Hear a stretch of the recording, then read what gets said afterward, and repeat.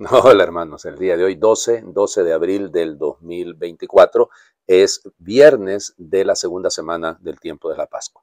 Estaba pensando yo que hace 2 semanas, imagínense ustedes, estábamos en Viernes Santo.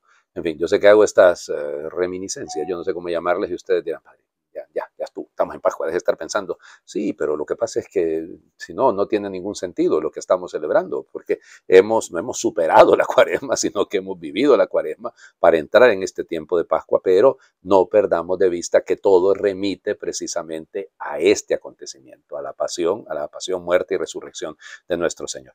Bueno, vamos, hoy es día de un santo, vamos, increíblemente popular, sobre todo en Italia. En Nápoles, olvídense, ni se les ocurra hablar en contra de él, casi como hablar en contra de Maradona, allá en Nápoles. Es una cosa extraordinaria. San Giuseppe Moscati, José Moscati, nacido en julio de 1880 en el Benevento, en Italia, era el séptimo de 9 hermanos.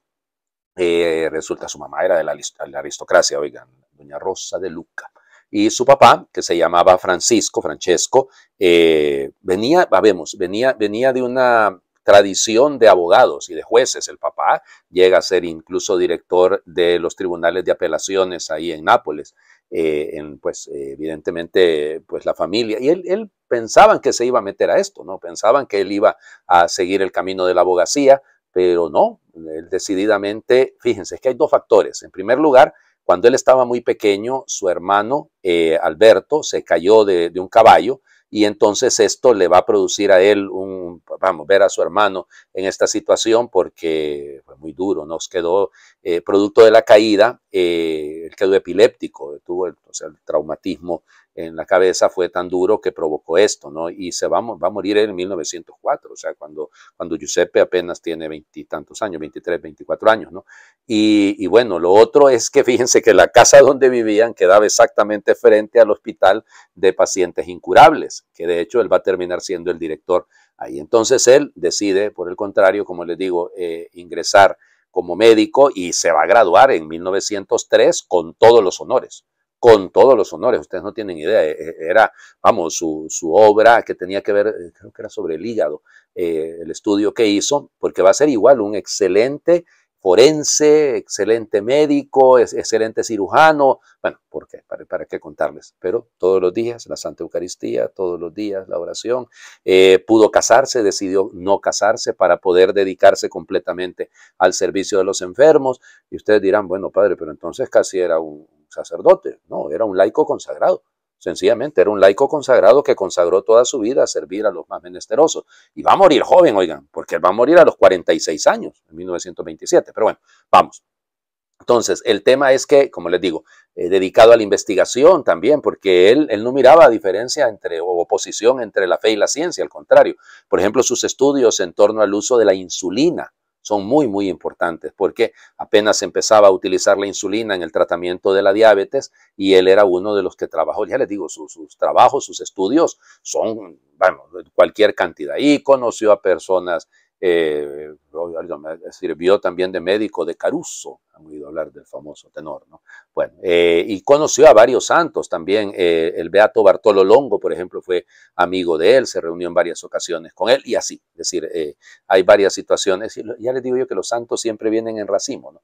Bueno, y entonces durante también la Primera Guerra Mundial, pues él quiso irse al frente, no quiso estar como médico en el frente, pero nada, sino que sencillamente fundó ahí un pequeño hospital de campaña y atendió a cualquier cantidad ¿cómo se llama?, de enfermos. Miren, era increíblemente generoso. A los pobres no les cobraban nada. Él mismo les pagaba el tratamiento, ya para que vean ustedes. Y la gente lo llamaba el médico santo. Cuando murió, sencillamente se dieron cuenta. Y murió, fíjense, en el despacho de su clínica, iba a atender a los enfermos y murió ahí, santamente. Bueno, de inmediatamente la gente se volcó, vamos, los funerales fueron extraordinarios, miles de personas acompañándolo, las autoridades civiles, o sea, porque todo el mundo sabía que se trataba de una persona, y ya les digo, reconocido internacionalmente también por sus trabajos médicos. O sea, entre la ciencia y la caridad, el hombre se debatía. Va a morir un 12 de abril, como les digo, de 1927, y fue beatificado. Bueno, Lo que pasa es que él fue enterrado en el cementerio de Poggioreale y luego sus almas, como se dice en italiano, ¿cómo se llama? Su cuerpo fue trasladado en 1930 a la iglesia de Gesù Nuovo, ahí en Nápoles, y ahí está, pues los restos están en una urna de cobre que, la hizo un orfebre famoso de la época,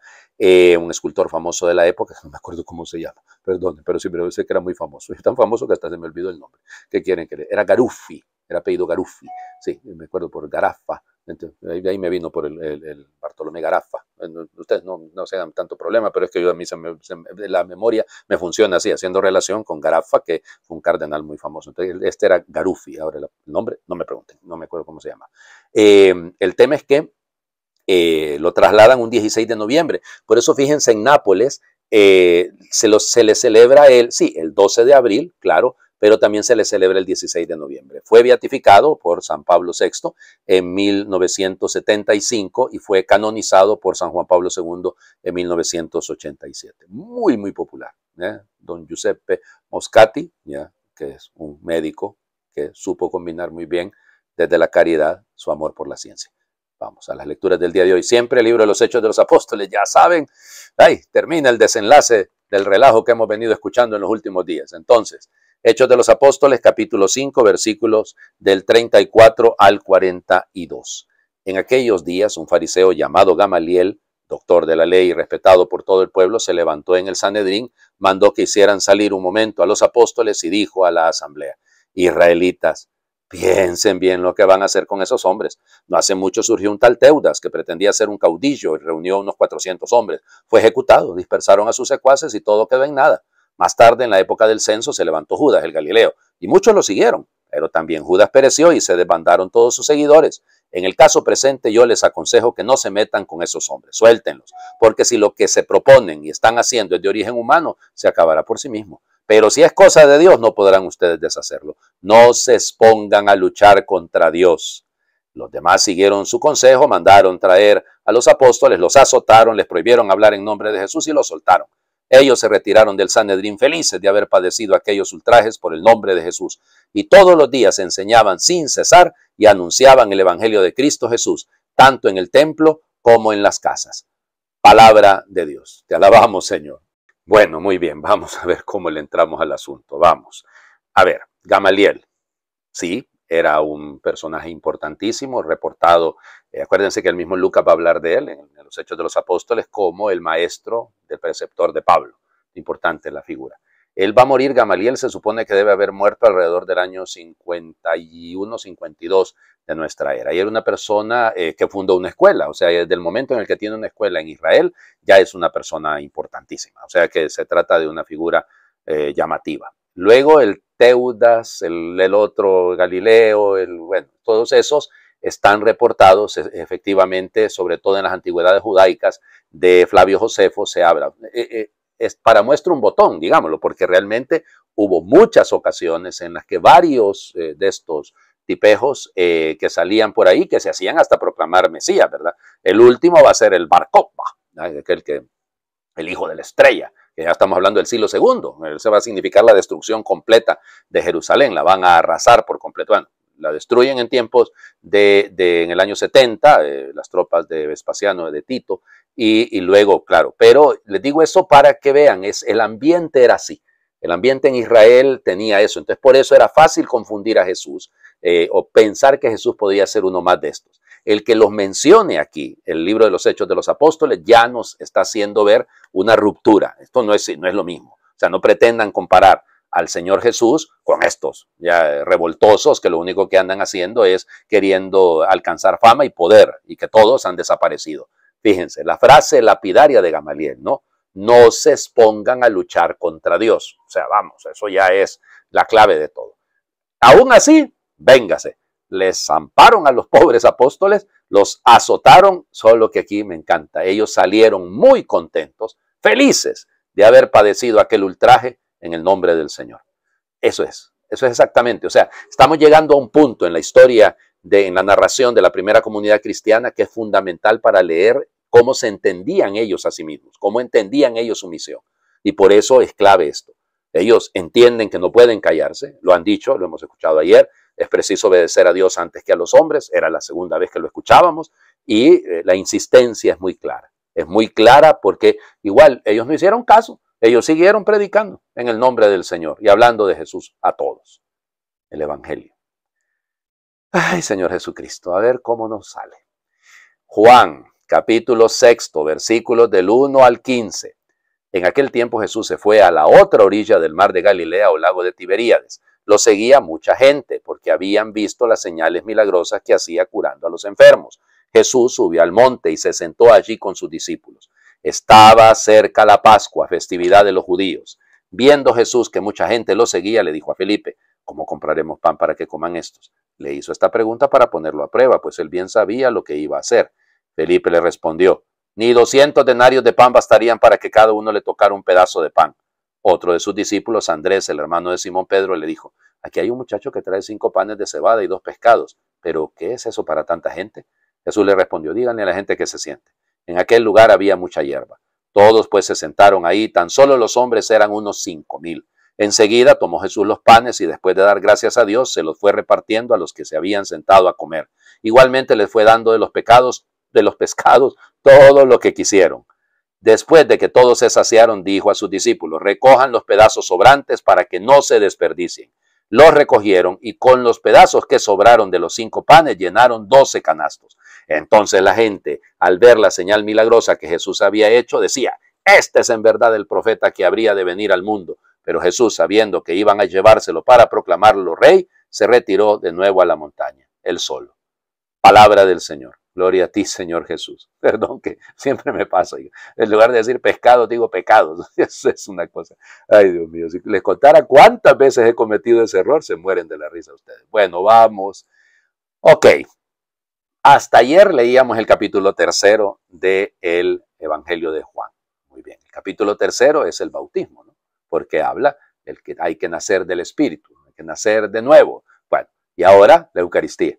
Y entonces, a lo largo de estos días, vamos a hablar, desde el final de esta semana y la próxima semana, vamos a leer completito el capítulo 6. Este año lo vamos a leer 2 veces, el capítulo 6 de Juan, porque lo leemos ahora y lo vamos a leer el último domingo de julio y todo el mes de agosto, los domingos del mes de agosto, ¿ok? Entonces, para que vean la belleza. Así que si a mí se me queda algo de lo que debería decir ahorita, entonces ustedes tengan paciencia porque lo vamos a escuchar allá. Ojalá. Y primero no sé si voy a llegar vivo y ustedes tampoco. O sea que no nos metamos en problemas.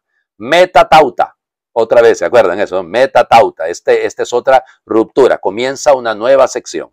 Y esta es una unidad completa. Lo vamos a ir leyendo, lógicamente, en pedazos, pero es una unidad completa. Jesús se fue a la otra orilla. Ay, Señor Jesucristo. La otra orilla, ¿para cuál lado? O sea, ¿para el lado de la Decápolis o para el lado de la Galilea judía? Digámoslo así. Dice Perán, o sea, se movió hacia la otra orilla. No sabemos. Cuando ustedes van en visita a la Tierra Santa, lo llevan a Tagba, ya al lugar que es del lado de la orilla de donde estaban donde está Tiberíades, la ciudad de Tiberias, igual, en todo caso. Pero bueno, digo eso del lado de Cafarnaúm, para que me entiendan. Ok. Luego, nos dice claramente que lo seguían porque habían visto las señales, claro, por el milagro del capítulo 5. Vamos, el milagro del capítulo 5, ¿se acuerdan? Aquel paralítico, en fin. Y entonces, el paralítico en la piscina de Betesda, ok, o Batasda, igual, como sea. Y porque había curado enfermos. Jesús subió al monte. ¿A cuál monte? Aquí seguimos con el asunto. Nos están diciendo quién, cómo, cuándo y dónde, pero no nos están diciendo exactamente dónde. Esa referencia, Eitoros, se dice Eistoros, subió al monte y se sentó allí con sus discípulos. Estaba cerca la fiesta de la Pascua, estaba cerca la Pascua, festividad de los judíos. Acuérdense que la Pascua tiene 2 elementos, tanto los panes ácimos como el matar el cordero. Ambos elementos recuerdan la liberación de Egipto. Viendo Jesús está desde lo alto y mira la multitud que lo sigue. La iniciativa es de él. Entonces, ¿con quién dialoga? Dialoga con Felipe y con Andrés. Vamos al capítulo 1. En el capítulo 1, Felipe y Andrés y Felipe, por eso dice Andrés cuando habla el hermano de Simón Pedro, para que nos acordemos que en el capítulo 1 estos son los primeros 2 discípulos y son los 2 primeros misioneros, son los 2 primeros promotores vocacionales, son ellos los primeros que buscan a otros para que conozcan a Jesús. O sea que por lo tanto tiene su lógica el asunto. Y le pregunta a Felipe: Y ahí, ¿cómo hacemos para...? Pero fíjense, él dice clarito, y el verbo que está utilizado aquí es un verbo precioso, que nos hace dar, que nos da a entender que Jesús lo sabe todo, que Jesús sabe muy bien lo que va a hacer. Él entiende, él conoce lo que está detrás del asunto, y por eso ese verbo, como les digo, pretende hacer... Miren, Jesús en el Evangelio de Juan siempre aparece como el que maneja todo, el que lo conoce todo. Él está por encima de todos y él puede perfectamente manejar la realidad. Por eso el verbo es el verbo conocer, pero conocer en el sentido, el verbo está puesto de tal manera que él lo sabía. Él ya sabía lo que iba a hacer. Claro, aparece Andrés con un muchacho, de hecho con Paidós, con un niño, que trae panes de cebada. La cebada es de los granos el primero que surge. Y además parece que estamos en la primavera, está cerca la Pascua es en primavera. Además hay mucha hierba. La hierba, el lugar donde se sientan, pues recuerda, piénsenlo, el trasfondo es el versículo segundo del del Salmo 23. En verdes praderas me hace recostar. Y además hay un doble juego. Los hizo sentarse, pero luego la palabra que se utiliza, el verbo que se utiliza, es el verbo para referirse sentarse a comer. Anapesein, se dice en el griego. O sea, no es solo sentarse, no es solamente el acatetos, el sentarse, no, sino el anapesein, es sentarse a comer, es reclinarse para comer. 5,000 hombres, es una exageración, ¿no? Pero bueno, y bueno, vamos. Y entonces empieza el tema. Tomó los panes, lambazos, ¿ya? Después de dar gracias, eucaristón, o sea, dar gracias, se los fue repartiendo, se los fue entregando, son los verbos propios de la Eucaristía, en ese juego bello de palabras, y espérense que todavía vamos a entender hasta dónde llega. Por eso, diedoken lo fue repartiendo, y a cada uno pues le llevó, se saciaron, acuérdense, el Señor es mi pastor, nada me falta. Llegaron, se saciaron, comieron todo lo que quisieron, pero después recojan los panes, recojan, sinagoguein, juntar, es juntar esos pedazos, clámatos, se dice en griego, que fíjense que siempre que se habla de eso, para los primeros cristianos, hace referencia a la Eucaristía, siempre, siempre. Los clámatos son los pedazos que sobran en el momento de repartir. Jesús se va, es el profeta que había de venir, Deuteronomio, capítulo 18, ¿no? El Señor les enviará un profeta como yo, dice el texto, y por eso la importancia. Yo por el tiempo, porque ya hablé demasiado, tengo que parar, ¿no? Y gracias a Dios la oración de hoy es un poquito cortita. Señor Jesús, gracias por tu corazón compasivo, un corazón que nunca pasa de largo, que siente nuestras hambres más profundas y nos ofrece gratis el mejor alimento. Jesús resucitado, gracias por compartir con nosotros el pan bendito de tu vida nueva, el vino nuevo de la alegría eterna, el agua fresca de la esperanza cierta. Señor nuestro, danos un corazón como el tuyo, un corazón cercano y generoso para compartir el pan, el vino y el agua con todos los hambrientos del camino. Amén. Señor, esté con ustedes y les bendiga a Dios por intercesión de San Giuseppe Moscati, el que es Padre, Hijo y Espíritu Santo, y su bendición descienda, les acompañe siempre. Cristo ha resucitado, verdaderamente ha resucitado.